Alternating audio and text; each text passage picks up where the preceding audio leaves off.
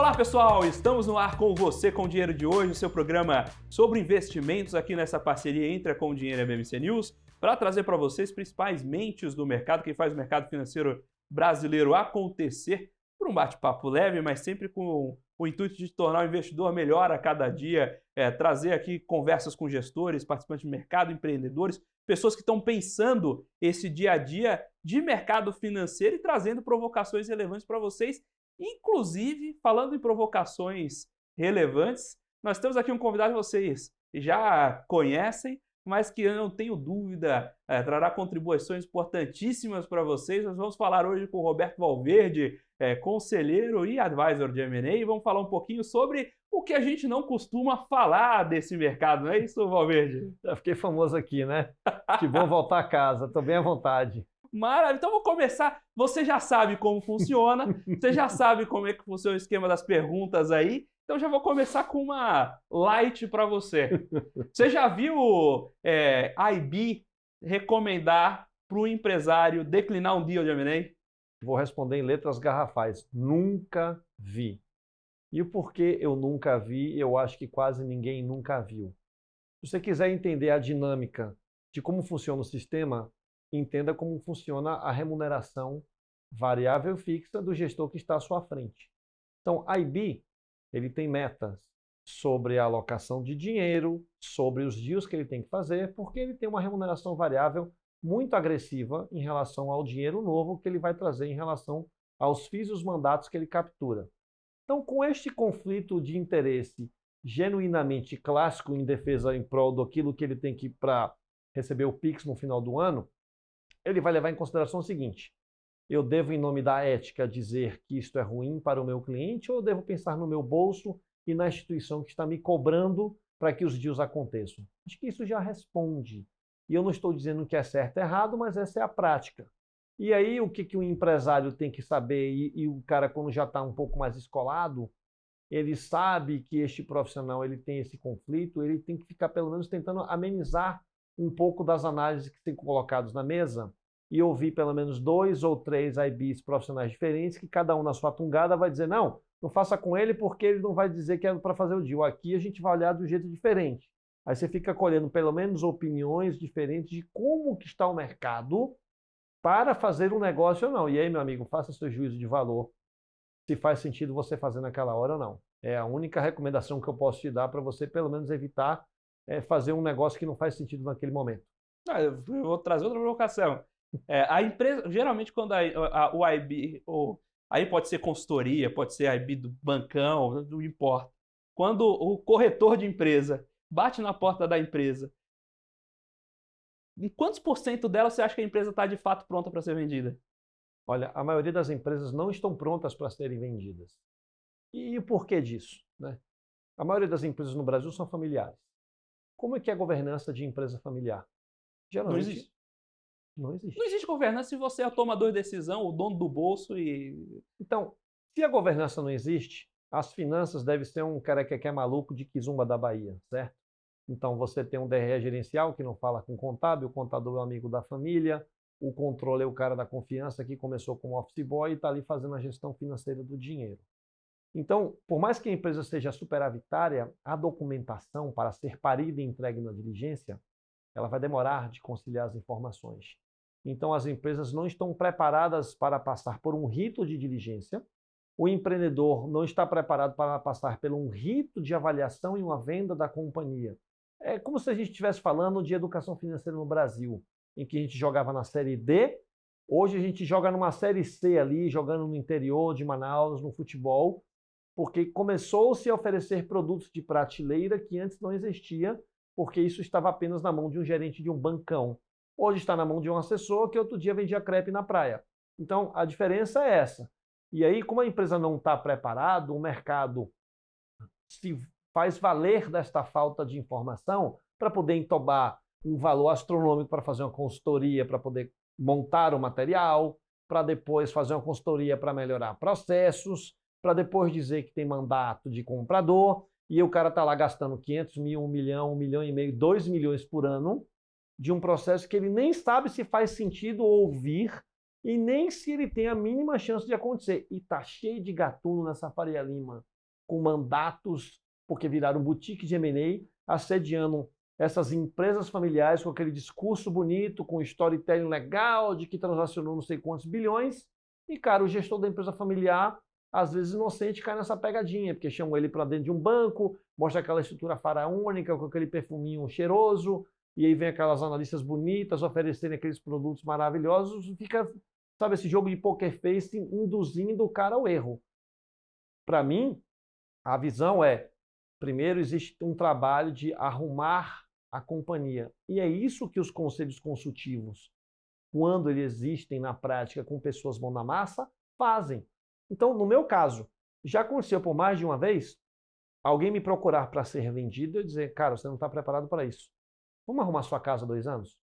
Pouca gente está a fim de responder que sim. Mas quando ele topa, é feito um trabalho por quem entende para arrumar, não para a empresa ser vendida, para arrumar para ela mesma. E depois o empreendedor decide ou não se resolve ou não vender.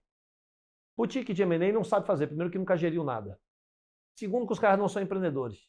Terceiro, que isso dá trabalho, ele tem preguiça. Ele prefere dar boletada de mandar um FII e ficar lá com aquela pilha de contratos de mandatos que ele disse que assinou, mandando um FII de 30, 40, 50, 70 mil por mês para cada empresa. E aí no pipeline fala, tá bom, desse bolo aqui eu vou fechar assim, X% esse ano, X% do ano que vem, tá gerando um caixa para a boutique, para pagar o D&A pesado, que são filhos dos donos de dinheiro aqui, os riquinhos que ficam gerando lead de novo, enquanto o pessoal de back-office fica lá enrolando o empreendedor que está lá na ponta, na fila do pão, esperando a vez dele, se algum dia chegar, para passar por um rito de diligência, e se for vendido ou não, e que tipo de dia isso vai nascer. O processo ele é doente do início, meio e fim. Quando você ganha um mandato, eu vou falar uma coisa que me fala se isso acontece ou não. Vai lá. Tem ou não tem o cara que vai pegar o mandato só para reservar mercado? Então ele vai lá, pega, aí fica cobrando um retainer. Ele até pode cobrar um retainer relativamente barato para garantir o cliente, mas o negócio dele é garantir que outro IB não vai conseguir colocar a mão. Isso é muito comum, muito frequente. E outra coisa, ele tem meta, né? Vamos lembrar na historinha da meta, do início da primeira pergunta. Qual que é a meta desse cara? Mandato. Então ele vai atrás de uma pilha de mandatos, com aquela exclusividade, que geralmente dura 1 ano, durou 2, e se cancelar o cara não tem direito, mesmo ele não tendo trazido cliente, a receber um dinheiro de um trabalho que ele nunca prestou. E é impressionante como as pessoas assinam esse tipo de contrato e está pagando retainer.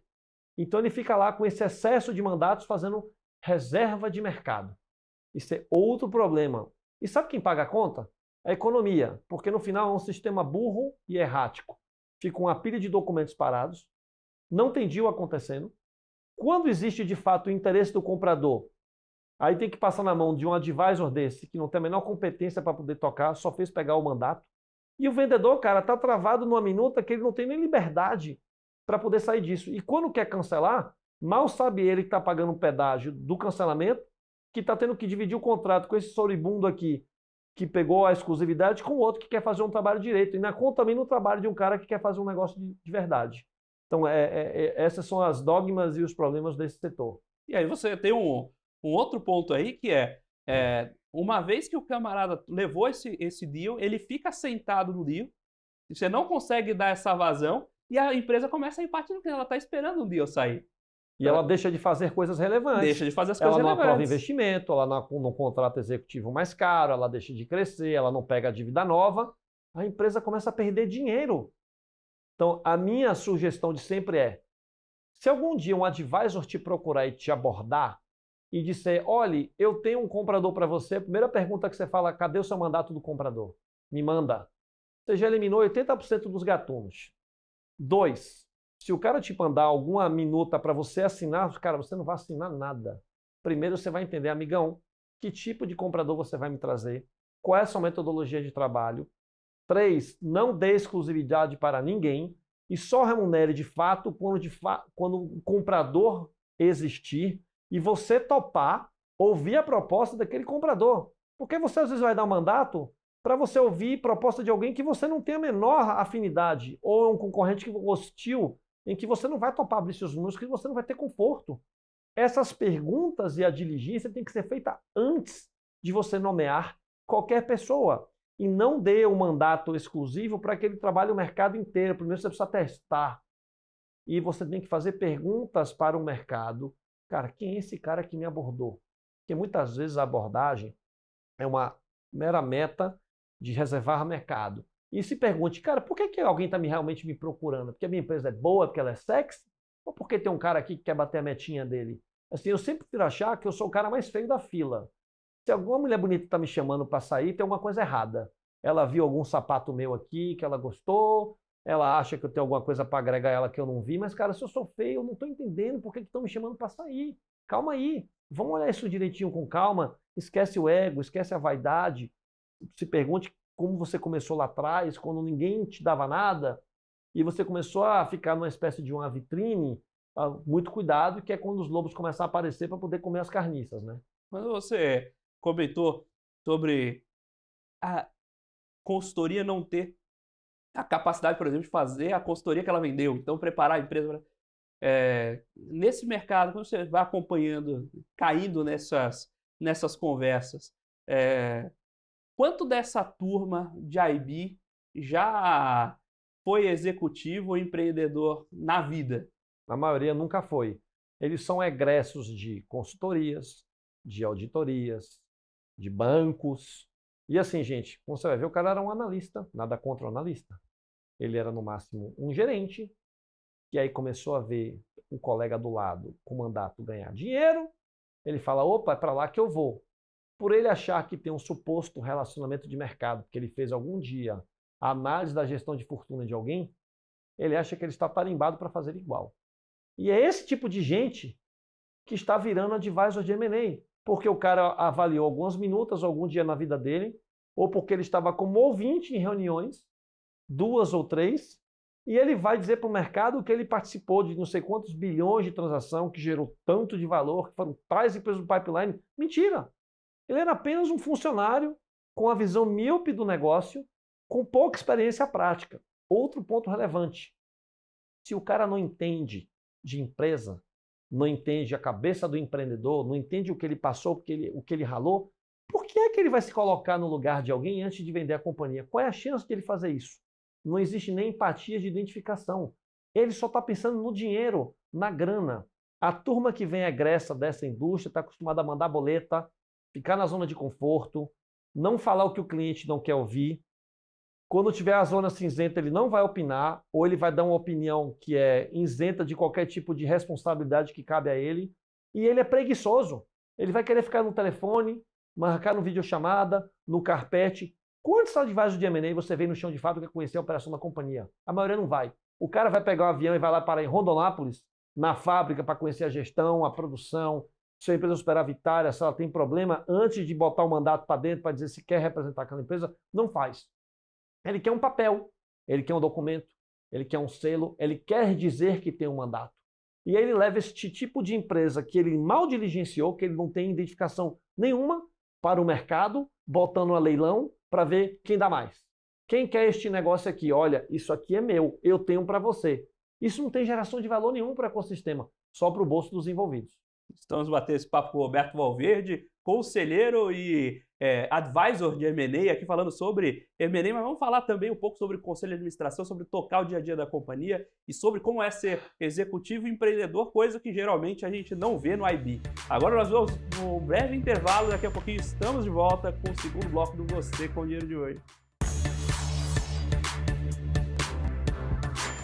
Olá pessoal, estamos de volta aqui para o segundo bloco do Você com o Dinheiro de Hoje, com a participação aqui do Roberto Valverde, falando um pouquinho sobre M&A, falando um pouco sobre conselho independente das companhias, falando sobre coisas que a gente não costuma falar. Eu queria voltar para esse segundo bloco, a gente está falando um pouco de IB e esse jogo do M&A, mas tem um pedaço importante dos compradores são fundos, né?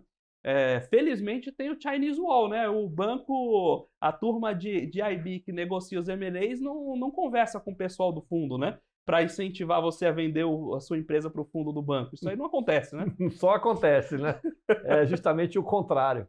Vamos lembrar que na fatia do bolo, da divisão do dinheiro, como que funciona a sistemática da economia e geração de valor, que eles chamam de value creation. É assim, você tem o banco tradicional, que ele tem várias verticais de serviços. Então ele tem produto para wealth management, ele tem um produto para o varejão, ele tem estruturas de dívida, exemplo de emissão de debêntures, e para alguns tipos de banco ele tem a parte que faz o advisory de M&A, e faz a parte de roadshow, e faz o serviço de listagem na bolsa. E aí você tem os chamados bancões de primeira linha, que são os bancos de investimento para o mercado de capitais. Então, esses bancos, como eles fazem negócios entre si, e aí onde que o fundo de private equity entra em toda essa toada? Porque os fundos de private equity, eles contratam estes bancos por mandato para os representarem nos deals. Eles são, inclusive, entre aspas, obrigados a contratar estes mesmos bancos. Por quê? O fundo de private equity, ele pega a estrutura de dívida. Adivinha onde ele pega a estrutura de dívida? No bancão. O fundo de private equity precisa renegociar dívidas. Ele vai negociar dívida com quem? Com o mesmo bancão. Qual é a troca de favor? Senhor banco, por favor, para aprovar essa dívida para mim, lembra que eu já te dei tantos mandatos aqui para você fazer M&A de tantas empresas minhas? E agora eu preciso que você gentilmente me forneça esse dinheiro novo para essa minha tese que está dando um problema, porque senão a gente vai rever aqui quais são os bancos que nós vamos homologar. E como são poucos bancos que estão sentados nestes dinheiros para estes tipos de serviços, ainda mais no Brasil, é como se fosse um pequeno feudo em que, na verdade, só existe uma distribuição de mandatos entre eles e todos se falam e, no final, estão todos ganhando dinheiro entre si. Então, é um conflito de interesse clássico de um duopólio, que eu não vou chamar de monopólio educadamente, montado para atender a sistemática de quem está fazendo a gestão do dinheiro, seja da origem vindo de um fundo de pensão, de um LP, mas vai passar na mão de um bancão para poder estruturar produtos e serviços, e a empresa está aqui debaixo, refém de todo esse sistema para poder ser comprada, para poder ser vendida, para poder pegar uma dívida, para poder recuperar, fazer uma recuperação judicial, para de repente fazer uma fusão com outra. Tudo envolve dinheiro, tudo envolve estrutura de capitais, tudo envolve os mesmos personagens. Os maestros em cima vão cobrando os favores em troca dos prejuízos das empresas que estão embaixo. Exato. E aí você tem a estrutura correlata dos advogados de placa, que são especialistas em reestruturação, que são especialistas em fusão do societário, em negociações, e aí você tem as auditorias, que estão na mão das Big Fours, que ficam também, entre aspas, dividindo os mesmos clientes que a gente acabou de falar aqui. Aí um perde mandato de uma conta, mas ele ganha da outra. E você cai na mão das mesmas pessoas e empresas para fazer mais do mesmo. Entre uma negociação mais dura ou não, no final é o seguinte, é o jogo de morde e assopra. Eu estou abrindo mão de uma remuneração maior ou menor, mas eu estou ganhando dinheiro. Então esse jogo jogado, que para o cliente empreendedor e para um advisor experiente é um jogo muito sutil, que você tem que perceber nas entrelinhas ali o que está sendo conversado no bastidor, e você acha que está controlando isso, você não está controlando nada, você é apenas uma marionete do sistema, sendo jogada de um lado para o outro, tentando sobreviver e ganhar seu dinheiro. E você, na qualidade de empreendedor ou empresário, você vai entrar no... Eu conheço alguém que teve a experiência de vender um fundo para uma empresa de private equity. Geralmente, você, quando você vai para a mesa, você vai bem posicionado ou não? Então, o empreendedor nunca vai dar para ser bem posicionado. Vamos lá. Você está casando quase sempre com um gorila, ok? Então, alguém que está sentado sobre muito dinheiro para fazer uma escolha de comprar várias empresas de vários setores. Você é mais um na fila do pão. Uma vez que você aceita essa posição, qual que é o máximo que dá para poder fazer de negociação, uma vez que eu, enquanto empreendedor, decidi vender o meu negócio para alguém do mercado de capitais.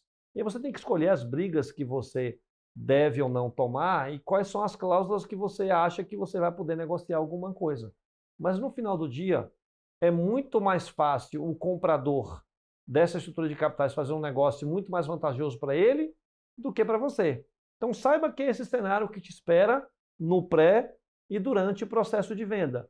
E é um jogo sutil muito de recados indiretos, porque eles vão dando as más notícias a conta-gotas. Primeiro ele quer te atrair para a mesa, aí ele quer um mandato, aí ele quer uma exclusividade, aí ele vai pedir um material para te dizer depois quanto vale sua empresa, aí você quer esticar o preço antes, ele vai te dar um cheiro, mas vamos fazer o depois da diligência, porque o ajuste de preço, o real valor que ele está te comprando, você só sabe quando vem a minuta.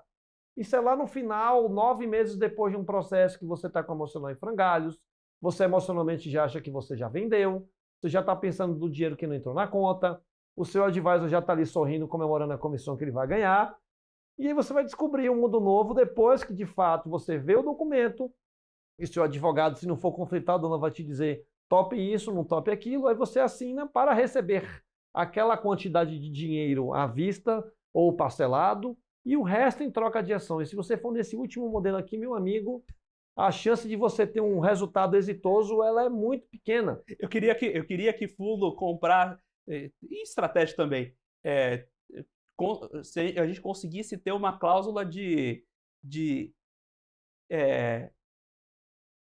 a mesma forma que a gente tem, né? Se você tem recompra garantida, fala assim, ó, beleza, você vai ser obrigado a me comprar essa empresa pelo mesmo valor que você está me dando na troca de ações aqui, se eu quiser em algum momento qualquer do futuro. Raramente eles topam essa cláusula. Eu mesmo já tentei colocar nas condições para vários clientes que eu fiz o sell side, e, cara, vou te dizer que 90% não topa. E aí é o seguinte, quando ele não topa, a mensagem é clara, amigo, ou você vem para o risco e fica refém das minhas práticas de governança, ou então eu não vou te comprar. Aí cabe o vendedor ter sangue frio de sair da mesa e dizer, ok, não tem deal.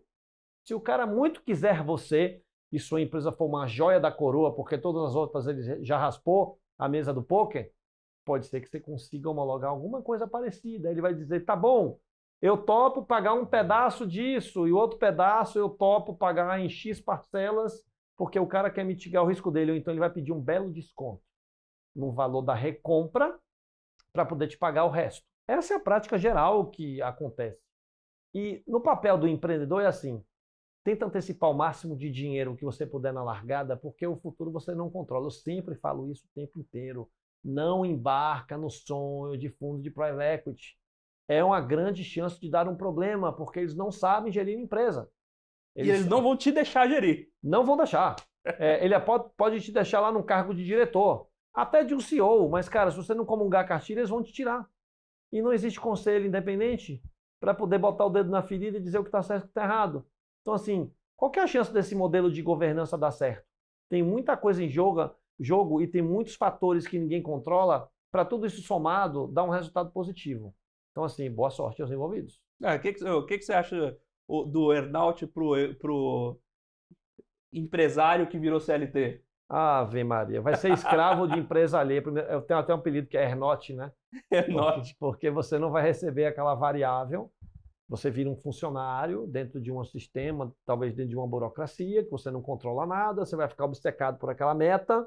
Lembrando que quem te comprou vai controlar a maioria dos indicadores da gestão da empresa, propositalmente ou por ineficiência, para você não chegar lá.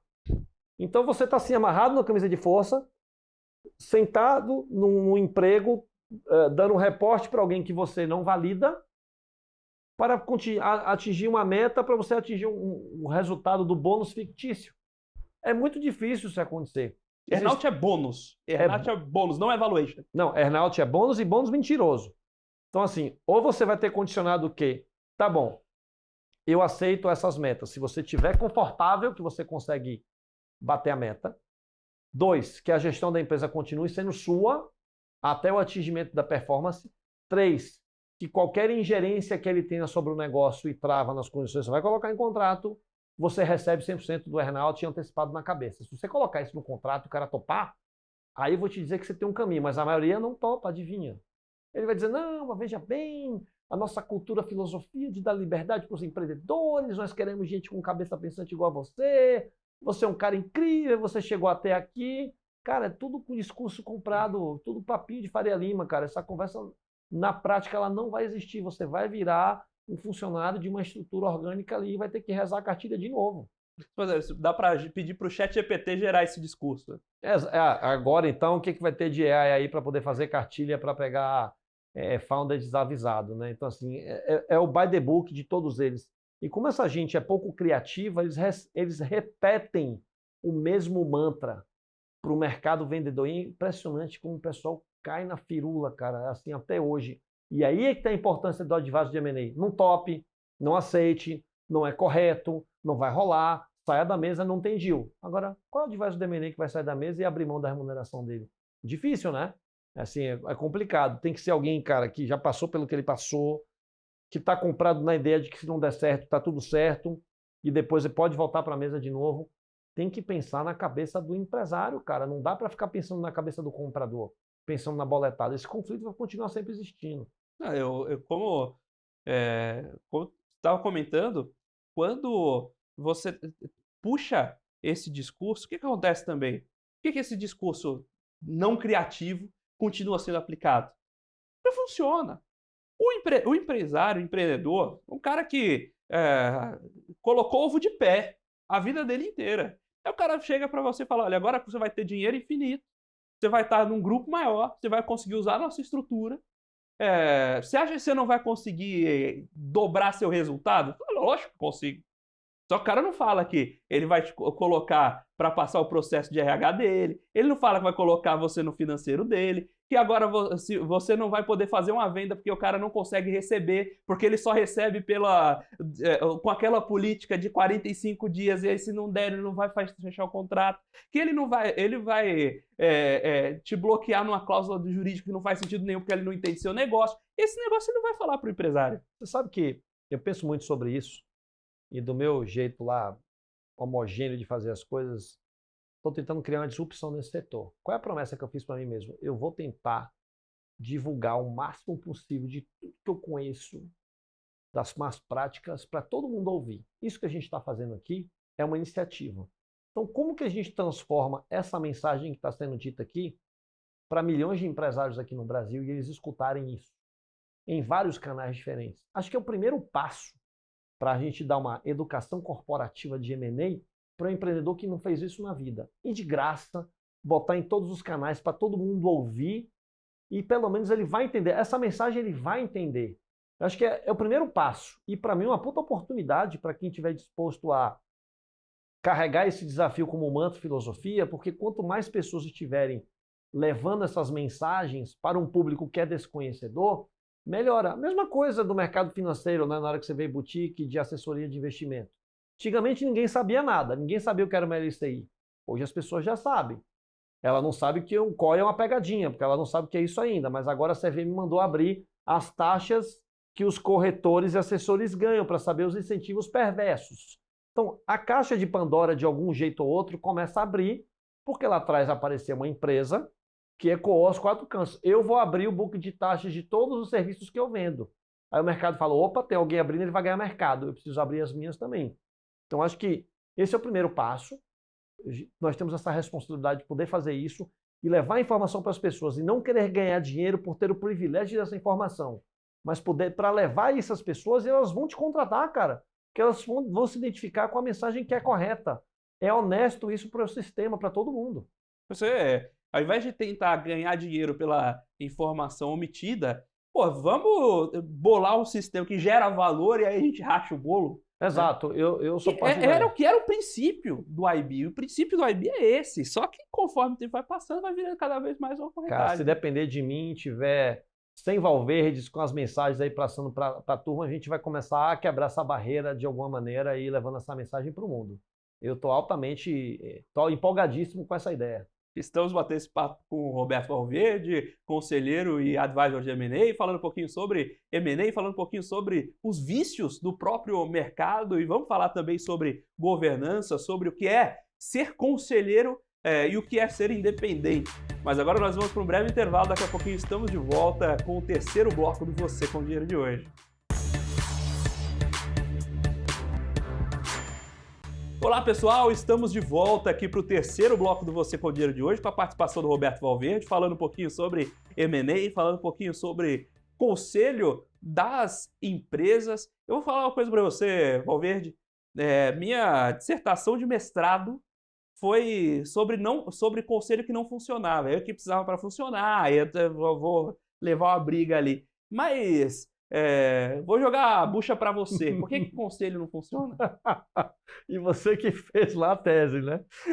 Essa pergunta é boa, né? Eu sempre me pergunto, toda vez que eu identifico um problema, qual que é a origem deste? E no caso de conselho é o seguinte, para mim são três temas que são relevantes. Uma é o perfil das pessoas que ocupam o conselho. A outra é como que essas pessoas chegaram lá. A terceira, qual é o incentivo financeiro que ele tem para estar ali. Então vamos falar primeiro do perfil das pessoas. Na maioria, né? Ex-executivo, ex-consultor, gente ligada à família. Então, essa turma egressa desse sistema tá bom, o cara é ex-executivo. Ex-executivo da onde? De empresas XPTO. Tá bom, essas empresas, qual tipo de cultura? É politicaria? É gatunagem? É gastar dinheiro do investidor? Qual foi o legado que ele deixou como executivo nessas empresas? A maioria, eu vou lhe afirmar, é ruim. Que informações não são públicas, que as pessoas não podem falar, porque as bobagens ficam guardadas a sete chaves. Aí você acha que está trazendo um conselheiro experiente porque ele é cabelinho branco daquela empresa famosa, e na verdade aquela empresa famosa, quando você bota a lupa, tem um monte de problema que o mercado de capitais ele esconde porque está todo mundo emprestando dinheiro, porque você quer listar a empresa na bolsa, porque você quer vender aquela empresa. Então assim, ele já vem de uma zona cinzenta. Segundo perfil, consultor. Cara, o cara nunca empreendeu. Nunca trabalhou com nada. Geralmente é uma profissão que vem de pessoas frustradas e viram consultor. Nada contra a caixinha, mas essa é a maioria absoluta. Que nível de entrega este cara vai trazer para a empresa? Terceiro perfil, que às vezes é comum você colocar. Perfis de gente ligada à família. É um cara de confiança. Mas o cara de confiança não necessariamente tem entrega de valor no assento que ele vai ocupar, porque ele não sabe nem qual é o rito de um conselho. Aí você pega esse mix, bate no liquidificador e espalha no mercado. Agora vamos olhar. 80%, isso é estudo, a McKinsey até fez esse estudo também, é uma consultoria, risos. 80% dos conselheiros são indicação. Ah, é indicação de quem? Do executivo, do acionista, do fornecedor da cadeia de valor, do amiguinho da família. Então, assim, o princípio da indicação, ele é incorreto. Você deveria abrir uma vaga, contratar uma empresa para fazer um assessment sem conflito de interesse, em que se abre para o mercado, não se pega uma panelinha ali de 20 conselheiros que só ficam ligados à certificadora de sopa de letrinha e só fica ali entre uma empresa e outra. E o fato de uma pessoa ser mais velha não tarimba ser uma boa profissional para o cargo que ele vai ocupar. Porque interessa quais são as entregas que ele já fez sendo um executivo, sendo um empreendedor. E se ele consegue homologar toda a capacidade que ele teve outrora enquanto profissional, enquanto um conselheiro, para poder consensuar, provocar e dar opiniões sobre decisões. O terceiro, o estímulo financeiro. O cara está ali boletando todo mês. Ele tem um mandato de 2 anos garantido. Por que esse cara vai sair da zona do conforto e opinar algo que ninguém vai gostar, já que ele está com o mandato garantido, mandando a boletinha de 60, 70 mil por mês, pagando o leitinho da família em casa? Ele não vai se indispor. Esse estímulo, ele é errado. Essa história de ter mandato contínuo por um longo período para dar segurança ao trabalho, isso é balela. Isso é para poder manter o corporativismo. Deveria ser contrato, amigão, não foi bem, rescinde 30 dias e tchau. Isso não é uma CLT. Até porque depois ele pode se reposicionar em outra empresa. Eu nunca teria mandato de 2 anos em lugar nenhum, porque eu já comecei com conflito de interesse. Eu já estou 2 anos garantido boletando. Então, acho que essa é a sistemática toda, ela é errada. Ela vai mudar? Não. Agora você olhe o resultado que as empresas colhem e olhe toda vez que dá uma bagunça. Aí vão lá e trocam os conselheiros. Aí vão botar os mesmos perfis de outros coleguinhas de uma nova leva para fazer tudo de novo. Aí troca o CEO. Então, todo mundo é eleito a culpado, sendo que o próprio sistema que criou isso, ele está todo errado, e os CNPJs pagando essa conta. Por isso que existem críticas veladas à entrega do conselho, porque as pessoas ficam ali no gerúndio dessa tribo que eu acabei de falar, em sua maioria, só boletando e a empresa fingindo que tem uma governança só porque tem um conselho. De novo, isso é o jogo no mercado de capitais, para parecer bonito na foto, para dar mais valor. Então essa é a minha avaliação. Quando você vai avaliar conselho consultivo, conselho mão na massa, tem que ter cuidado. Porque é o seguinte, você tem um monte de curso aí aparecendo, prometendo para um gerente, um analista Zé Ruela virar conselheiro. Aí o cara vai lá, paga 15 boletos, 15 mil reais para fazer um curso de fim de semana e botar um label lá que ele virou um conselheiro. Aí esse cara é contratado por um valor de 5 mil rúpias por mês, que não é a remuneração média de um conselheiro decente, para trabalhar numa empresa menor. Então, um cara menor, até bem intencionado, querendo resolver a governança, pega um cara barato, recém-formado desse curso aí, De um fim de semana. e bota e diz que tem um conselheiro para chamar de seu. Parabéns, contratou um analista para ficar na empresa do qual ele não conhece o rito, não tem experiência, não tem entrega, nunca empreendeu, nunca fez nada daquilo, para estar ali opinando para ajudar um cara que está completamente perdido. Motivação errada, perfil errado, lugar errado, remuneração errada. Então, conselho consultivo, que tem um propósito de pegar e ter mais mão na massa, tem que ter pessoas com preparações e conhecimentos de caixas diferentes. As pessoas têm que ter perfis diferentes, se for mais de um na empresa. Precisa ir para o chão de fábrica, conhecer a operação, conhecer os executivos, ensinar rito de conselho, material, gerar ata, trazer conhecimento de fora, porque o empresário levanta a mão e pedindo socorro para algo que ele nem às vezes sabe qual é a prioridade. Então, o conselheiro consultivo, cara, é o ombro amigo do empreendedor, da empresa familiar, para ajudar ele nos próximos passos, nos próximos anos. E ensiná-los o rito de pensar no médio e longo prazo. É um trabalho.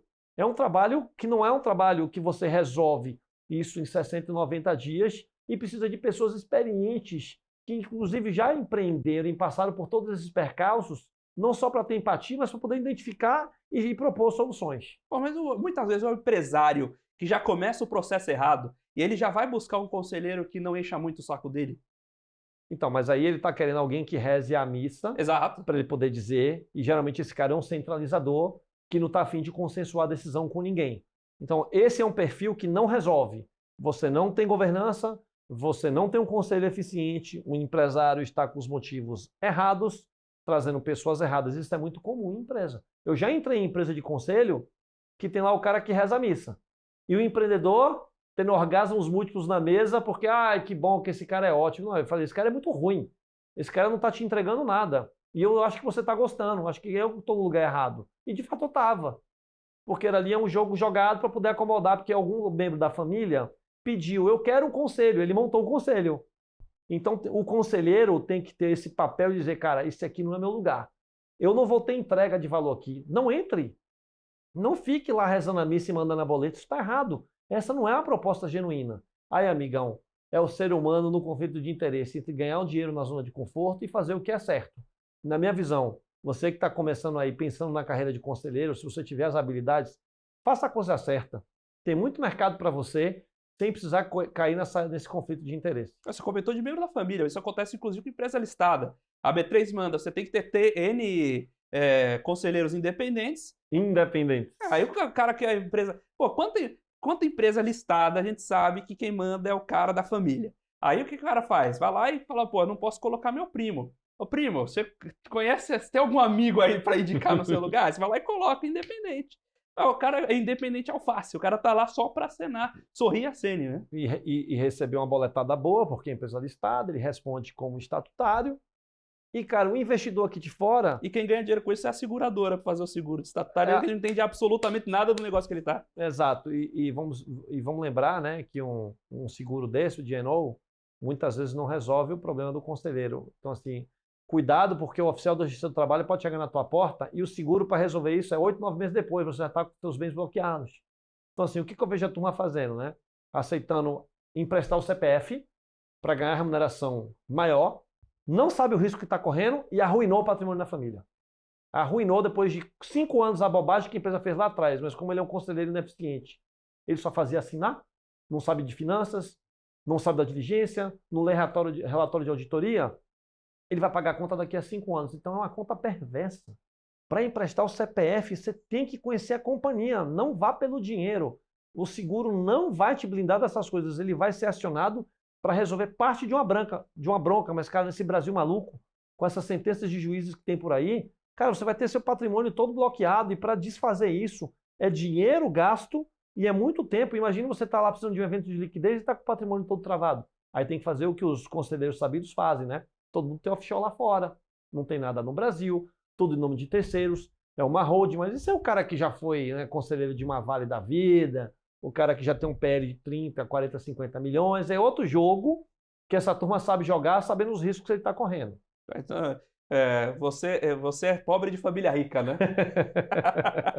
Estamos batendo esse papo com o Roberto Valverde, aqui conselheiro e advisor de M&A, falando um pouquinho de M&A, falando um pouquinho sobre conselho de administração das empresas, o que acontece por dentro, como são feitas as salsichas e o que a gente não costuma falar sobre a IB. Agora nós vamos para um breve intervalo, daqui a pouco estamos de volta com o quarto e último bloco do Você com o Dinheiro de hoje. Olá pessoal, estamos de volta aqui para o quarto e último bloco do Você com o Dinheiro de hoje, batendo papo com o Roberto Valverde, falando um pouco sobre conselho das empresas, falando sobre advisor de M&A. Agora você comentou, Roberto, você comentou dos problemas, né, de você contratar o IB grande, você comentou do jogo do analista que abre a pseudo-boutique de M&A, mas... Se é um empresário hoje tem que contratar alguém, contrata o analista recém-formado ou vai para o bancão? Você morre afogado ou morre de sede? Vixe, e é o seguinte, né? O empresário ainda tem a decisão para tomar, né? Porque o analista ele cobra um FII mais barato e o bancão cobra um FII mais caro. Aí o cara fica se perguntando, putz, Zé Ruela aqui é mais barato, mas quanto de dinheiro a mais eu vou perder por botar ele? E o bancão que cobra mais caro, quanto menos de dinheiro eu perco supostamente com ele. Sendo que os dois, entre aspas, vão fazer um trabalho parecido com as devidas diferenças de material de análise que é colocado. Então, qual é a sugestão que eu daria nesse cenário de morrer afogado aí? Individualmente, a pessoa que vai te acompanhar no M&A, isso é muito importante falar. Então, às vezes você vai na boutique de M&A que é cheio de analista, beleza? Mas, cara, se tiver um cara mais ou menos, e esse cara mais ou menos sênior for o cara que vai te acompanhar, menos mal. Você vai para o bancão, o porretão da área vai te receber para pegar o mandato. Mas não vai ser ele que vai tocar. Nunca mais você vai ver a cara dele. Difícil, só no dia do closing, fazendo aquela fotinha bonita lá e o Pix na conta dele. Ele mais um, Bahia, gol, beleza. Então, o bancão, ele deixa transparecer que as pessoas sêniores vão estar te acompanhando, mas na verdade elas vão participar de uma reunião para fazer a venda. É igual consultoria. Depois na entrega do trabalho, vai botar lá um analista, vai mandar um material floreado e você vai perceber que durante as reuniões todo mundo fica calado. Então, qual é o meu conselho para o empresário na hora de tomar essa decisão? Pelo menos tenta pegar o background do cara. Putz, esse cara é analista. Não vai servir. Ah, esse cara é um banqueiro clássico. Cara, tem alguém aqui que já empreendeu nessa empresa? Tem. Tem alguém aqui que já vendeu em empresa de terceiro mesmo, participou do início, meio e fim? Tem. Cara, pega esse cara para você. Mesmo que ele não seja o cara decisor, mas você bote ao lado na reunião, junto com outro analista, junto com outro gerente que te colocaram, para pelo menos você ter uma empatia com o cara e esse cara te ajudar de algumas coisas. E aí, cara, outra sugestão para o empresário. Vai conversar com quem vendeu a empresa e vai pegar dica por fora, que se você depender só de advisor de M&A, devido às circunstâncias aqui, você está ferrado. Porque o cara não vai te contar o rito todo. Ele não quer que você saiba o rito processual todo, porque ele quer o mandato e ele quer vender para poder ganhar a comissão.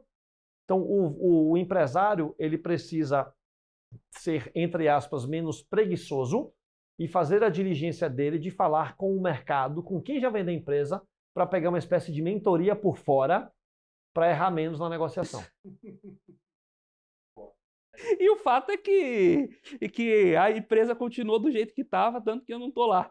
Mas, agora, eu queria trazer essa provocação para você. O que você tem contra consultor? É Luciano Malandro essa, né? Eu tenho como algo que eu sou contrário a ver.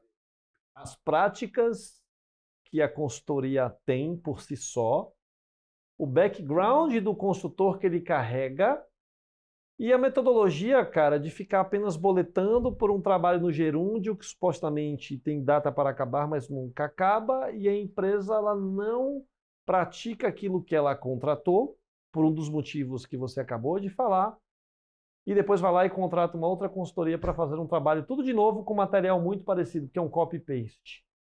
Então, assim, acho que de consultoria se você for dividir em 3 bullets, empresa grande contrata consultoria para parecer que fez o dever de casa. E a consultoria vive disso, porque ela tem uma placa, ela está emprestando a placa dela para ter entregue um trabalho que supostamente alguém vai colocar em prática. Então, o sistema doente, viciado nisso. E está todo mundo ganhando dinheiro, a empresa sendo perfumada, para o mercado dizer, ok, palmas, contratei a consultoria, fiz o dever de casa, está aqui o trabalho. Se alguém entregou ou não, ninguém nunca pergunta. Ninguém nunca olha se a consultoria de fato entregou alguma coisa e se alguém praticou aquilo. Empresa de dono, coitada, aí o cara vai ao mercado, contrata a consultoria porque ele trouxe um diretor de fora e o diretor fala, ó, precisamos de uma consultoria para fazer tal coisa. Aí o consultor que é malandro, ele já sabe disso, aí ele vai lá, faz a entrega bonitinha de um cronograma de trabalho, de um mapeamento, e ele não conhece nada da empresa. Aí ele está sendo pago para conhecer o setor, para conhecer as dores do negócio, para junto com o time que teria capacidade de fazer o trabalho dele, montar o material e entregar um trabalho. Então, assim, não houve geração de valor da consultoria. Para ele não, para o concorrente dele, quando contratar a próxima consultoria, aí ele já vai chegar lá sabendo Ele já vai tudo. craque. E ele já vai no final e ele vai cobrar 3 vezes mais, porque agora ele sabe algo que ele deveria ter obrigação de saber antes. E ele não reconhece que não conhecia o negócio e ele pega o job. E aí o empresário que não sabe disso fica na mão de um monte de gerente bagunçado, depositando a confiança da sua própria incompetência de que a consultoria vai fazer o trabalho deles e fica todo mundo de braço cruzado esperando o trabalho ser entregue. É um trabalho muito viciado nessas práticas, ele vive em torno dessa ineficiência do sistema. De novo, o CNPJ está pagando a conta, então eu sou contra essa metodologia de consultoria que é um carro-chefe de proposta de valor, que a proposta de valor é ficar enganando. Então, tem uma minoria que faz um negócio decente, bacana, direito, é consultoria às vezes menor, de dono, que o dono bota a mão na massa, mas quando o cara começa a ficar grande, ele vai cair na mesma pegadinha do problema, porque ele vai querer mais contratos, ele vai botar mais analistas para tocar e ele vai ficar aqui batendo carteira, tentando mais contratos para fazer mais do mesmo. Você já viu consultor feliz? Essa é uma outra coisa interessante de se avaliar, né? De onde que vem um consultor? Ele trabalhou aonde? Putz, o cara foi demitido, está sem emprego. Ele vira um consultor. Abre o LinkedIn, putz, tem consultor de eficiência, agora tem consultor de inteligência artificial, já viu? É um novo emprego. O cara acabou de ver o YouTube do ChatGPT, a versão paga, e ele diz que é consultor de AI. Cara, o cara nunca foi nem no Vale do Silício, ele não conhece startup, ele não conhece tecnologia, e ele está vendendo consultoria de tecnologia. Ele pega os frameworks lá da McKinsey, copia e cola, eu já vi isso, é descarado.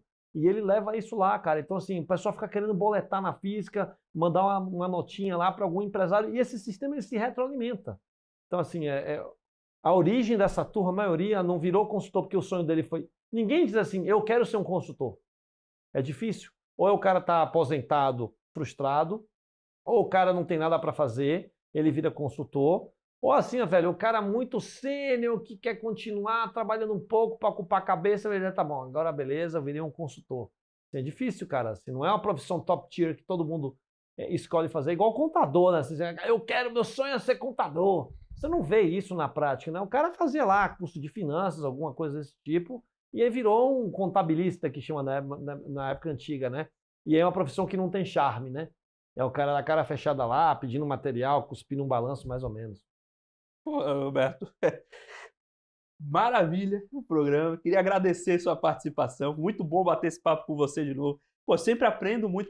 Pessoal, essa pergunta de um consultor é feliz, o pessoal deve achar que é combinada a pergunta, mas não é. Não Você é. me pegou de surpresa. Mas, de fato, a gente acaba trocando aí informações, figurinhas, aí já sei mais ou menos o que o Roberto pensa. E, naturalmente, também me conhece, mas a gente acaba construindo isso, mas não é nada combinado, não. Roberto, um grande prazer, sempre aprendo muito com você e espero que o pessoal de casa tenha aprendido bastante também. Obrigado, axé. Pessoal, muito obrigado a você também, telespectador aqui da BBC News, investidor e profissional de mercado, pela sua companhia, pela sua audiência. O Você com Dinheiro vai ao ar todos os dias aí para trazer para vocês esses grandes nomes do mercado, quem faz e pensa o mercado financeiro brasileiro. Espero que vocês tenham aproveitado e aprendido bastante com o programa de hoje. Se você quiser saber um pouco mais sobre a Com Dinheiro, como ela pode ajudar você, seus investimentos e ao seu negócio, visite lá www.comdinheiro.com.br e mande também um e-mail lá para a gente em contato@comdinheiro.com.br. Você com Dinheiro de hoje vai ficando por aqui. Muito obrigado mais uma vez pela sua companhia, pela sua audiência e até a próxima.